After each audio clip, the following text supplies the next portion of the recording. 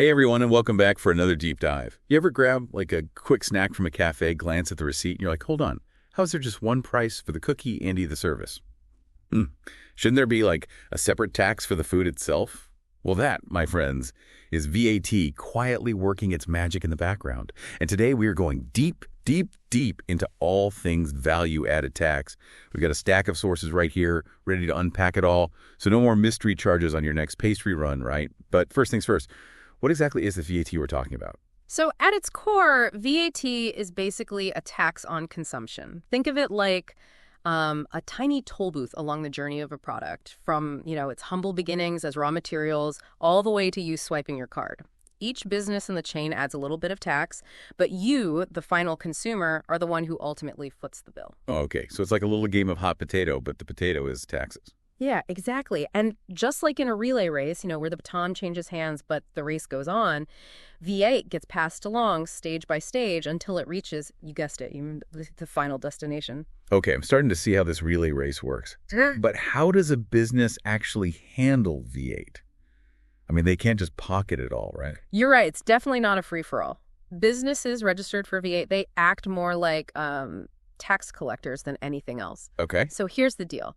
They pay something called input V8 on the supplies they buy for their business, and then they charge output V8 on the goods or services they sell. The difference between what they collected in output V and what they paid in input V, that's what gets sent over to HMRC. So they're basically like middlemen in this whole V8 journey. Precisely. Picture this. A bakery buys flour to make bread, right? They're paying input VA on that flour. Then they bake delicious loaves, sell them to hopefully very happy customers, charging output V8 on that bread. And the difference, that's their VAT bill to HMRC. So it's like this whole balancing act. Yeah. Flour, bread, taxes. Now that's an equation I can get behind. But wait, if businesses are just passing this V8 along, why does it even matter for me to understand it? Because, and this is key, being aware of how V8 works, it empowers you to make smart decisions, both as, someone buying things every day and potentially you as a business owner down the line. Okay. Yep. Makes sense. They can help you budget better, be more strategic with your spending, and even make savvy business decisions in the future. It's all about that financial literacy. And I love me some financial literacy. Okay, before we get totally lost in the sauce, or should I say the dough of V8, let's make sure we're all on the same page here. What are some of the key V8 terms we need to know? All right, so first up, you've got your taxable supplies. These are just your everyday goods and services that V8 applies to. Pretty straightforward. Makes sense. What else? Then we got zero-rated supplies, which, and this often trips people up, are not actually tax-free, despite the name. These items, things like most food and books, are still technically taxable, but at a rate of 0%. Essentially, it means, as the consumer, you're not paying VAT on them directly, but the businesses selling them can still claim back any VAT they paid on related expenses. So even though I'm not paying VAT on that new thriller novel I've got my eye on, the bookshop still is behind the scenes. That's wild. Exactly. And then lastly, we have exempt supplies, which are completely outside the whole VA system. Think of things like insurance, education, healthcare, those types of services. Okay, so we've got our taxable items, our zero-rated goods, and our exempt services, a veritable V8B buffet. And just like choosing from a buffet, it's good to know what each option actually means. Understanding these distinctions helps you, navigate that V8 landscape effectively. Got it. No more blindly grabbing whatever looks good. Well, But this V8 buffet, it seems to have its own little pricing system going on, right? What about these different V8 rates I keep hearing about? You've done your research. You're right. There are different rates of VAT. In the UK right now, the standard rate is 20%, but some goods and services qualify for a reduced rate of 5%. So like a VAT sale rack. You could say that. These reduced rates usually apply to essentials, children's car seats, certain energy-saving materials, some mobility aids, that kind of thing. Makes sense. It's the government's way of, trying to make essential things a bit more affordable. I like it. Right. Okay, so we've got our standard rate, our reduced rate for the essentials. Any other surprises lurking in the VAT aisles? Well, there's one VAT aisle that seems to trip people up, and that's the world of business gifts. It's more nuanced than you might think at first. Oh, business gifts. You mean like when companies send you those branded pens and notebooks? Gotta say, I do love a good freebie. Exactly. But while those freebies might seem pretty straightforward, there are specific rules about exactly how VT applies to business gifts. And it's not just a matter of slapping a logo on something. It's about understanding the value, the purpose behind the gift itself. Okay, so it's not as simple as like showering my clients with, endless goodies. Darn. So what are the rules I need to know about VAT and gifts? Yeah. I want to make sure I'm playing by the book here, HMRC style, even when I'm feeling generous. That's the right attitude to have. Now, here's where HMRC can get, well, a little particular. They often view business gifts as, get this, a deemed sale. What sale? A deemed sale. Essentially, even though you're not technically selling the gift, you might still need to account for VAT. Wait, really? Even if I'm just trying to, show my clients some appreciation, that seems a little, counterintuitive. I know, it can be a bit tricky, right? But don't worry, there are exceptions to this rule. Okay, good. For instance, if the total cost of gifts to the same person doesn't go over, say, £50 within a 12-month period, well, then it's not considered a taxable supply. Okay. So there's that. So if I keep it under £50 per person per year, I'm in the clear. You got it. And just as a little tip, businesses often use those, what are they called, CRM systems? CRM? Yeah, customer relationship management systems. Right. To keep track of all this. To help them, keep track of spending on individual clients, make sure they're staying within that £50 limit. CRM systems, it's like a digital reminder to keep those gifts flowing, but not too freely. But let's say, hypothetically, I get a little carried away with a particularly awesome client, right? Mm-hmm. And I accidentally go over that £50 limit by a $5, let's say. What happens then? Well, this is where it's really important to, pay attention. If you exceed that £50 limit, even by a tiny bit, you have to pay VAT on the entire value of the gift. Oh, wow. Not just the amount over the limit. It's all or nothing in this case. Wow, I had no idea. So yeah, sticking to that £50 limit is pretty important. What about those free samples some businesses hand out? Are those subject to the same £50 rule? That's a good question.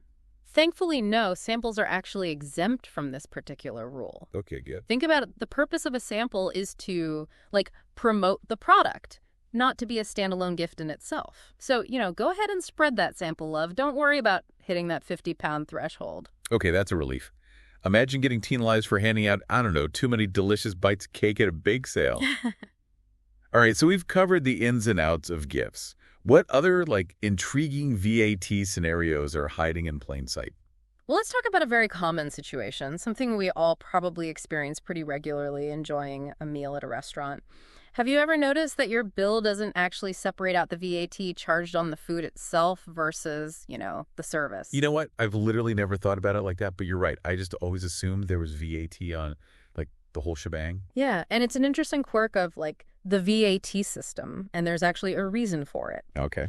According to EU law at this restaurant, meals are considered a supply of services, not goods. Wait, really?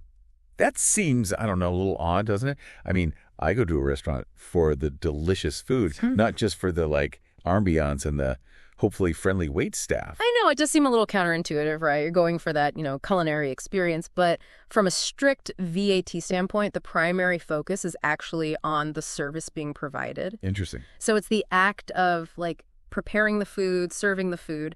That's what incurs that VAT rather than the ingredients themselves. That is a mind-blowing revelation. I never would guess it. So that plate of pasta I ordered last week, it wasn't just pasta. It was a whole dining experience, meticulously crafted and delivered, with a little side of VAT woven into its essence. Wow. Exactly. VAT is full of these little, nuances. Yeah. And it really highlights how interconnected, everything is goods, services, the whole tax system. It really is fascinating when you break it down like that. Speaking of the VAT system, let's talk about a topic that is absolutely crucial for, anyone running a business or, frankly, thinking about taking that entrepreneurial plunge. Let's talk about V8 registration. Right. Okay, so we've explored VA from sneaky restaurant bills to the art of gift giving HMRC style. Right. But let's get down to business, literally. What does it actually mean to be VA registered? VA registration, that's the moment you and HMRC really become, acquainted, let's say. It's a big milestone for businesses. Right. And knowing when and how to, navigate this whole process, it's crucial. Right, because it's not like we're all born with a V8 registration certificate tucked into our baby books. Yeah. So how does a business even know when it's time to take that V8 plunge? That's where those VA thresholds we talked about earlier come in. They're not just like random numbers, they're the actual dividing line between needing to register and, maybe having the option to do it voluntarily.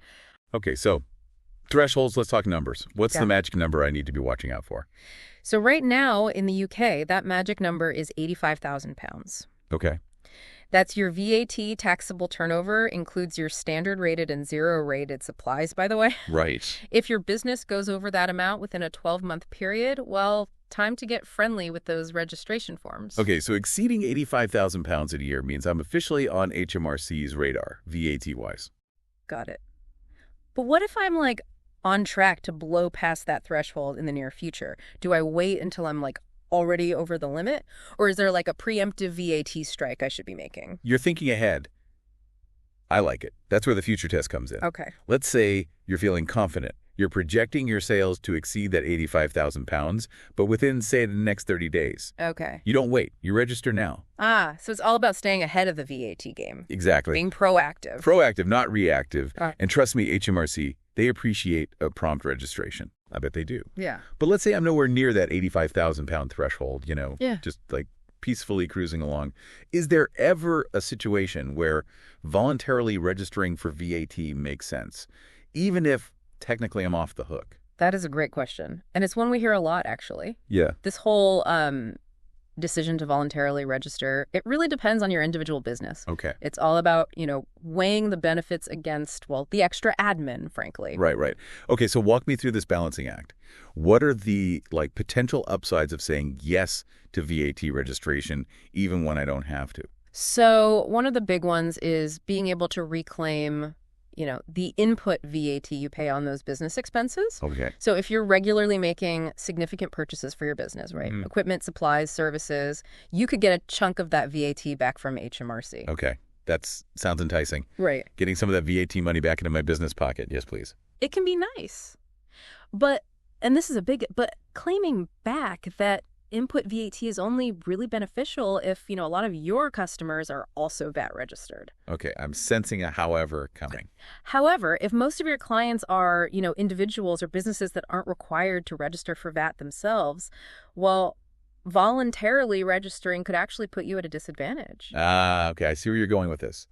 If I have to start charging VA to my non-VAT registered customers, my prices might not look as good compared to my competitors who, aren't required to charge it. Exactly. You've hit the nail on the head. VAT, it's all connected. Right. Okay, so really before I even think about jumping on this whole voluntary registration bandwagon, I need to analyze who are my target customers, what's my pricing strategy, and what are my big picture business goals. Absolutely. It's like VHS, thinking several moves ahead. I like it.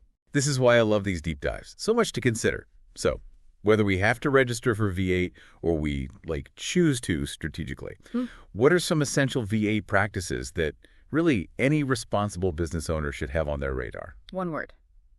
Record keeping. Okay. Consider it like the golden rule of V8. HMRC has a 6-year inspection window. 6 years. 6 years, Yeah. meaning they can ask to see records related to your V8 affairs going back 6 years. That's longer than some of my houseplants have been alive. Right. Okay, so no more shoving receipts into that one drawer I can never seem to close. When you say records, what kind of records are we talking specifically? Think of it this way. If it touches VAT, keep a record. So that means VA invoices that you issue, VA invoices that you receive, Okay. summaries of your sales and purchases, Right. your VAT account records, Yeah. even those email chains, where you're hashing out VAT stuff, keep it all. Okay. I'm starting to sense a theme here.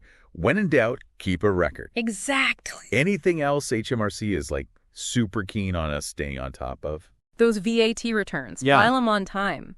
Okay. Remember that new penalty points system we talked about? Yes. Those penalty points, they can sneak up on you. They do. And if you hit that limit, you're looking at some hefty fines. It's like HMRC's version of a parking ticket. Right. Totally avoidable as long as you're playing by the rules of the road. Precisely. So set reminders, use that calendar, and if you've got, accounting software, get familiar with those VAT filing features. They're your friend. Got it. Timely filing. Crucial for a happy HMRC and a healthy business.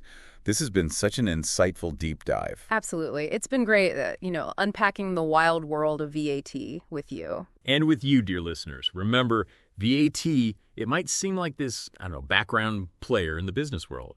But understanding all its, little quirks and complexities, that's vital for making smart choices, both as, consumers out in the world and as those future business moguls we know you are. So armed with all this new VAT knowledge, we hope you feel empowered to navigate those, VAT aisles with confidence. Until next time, everyone, keep those receipts organized and those VAT questions coming.